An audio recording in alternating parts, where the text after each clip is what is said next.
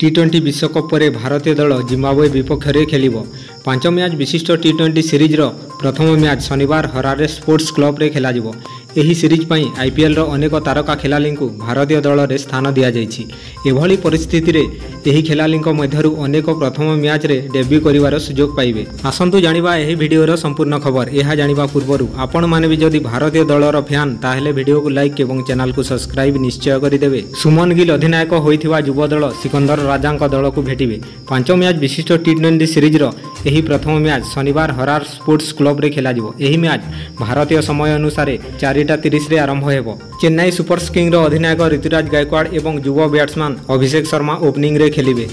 Captain सुमन Gill 3 number रे पड़िया को आसिबे। रियान पराग 4th नंबर रे एवं फिनिशर भाव में रिंकू सिंह 5म स्थान रे आसिबे। जितेश शर्मा विकेट कीपर भाव में सुजोग पाइबे। वाशिंगटन सुंदर एवं रवि विष्णु को 2 स्पिनर खेलाड़ी को सुजोग देइछंती। यह व्यतीत भारतीय दल रे फास्ट बोलरों उपर निर्भर करिवो। एथि मध्यरे आवेश खान एवं खलील अहमद एवं मुकेश कुमार अछंती।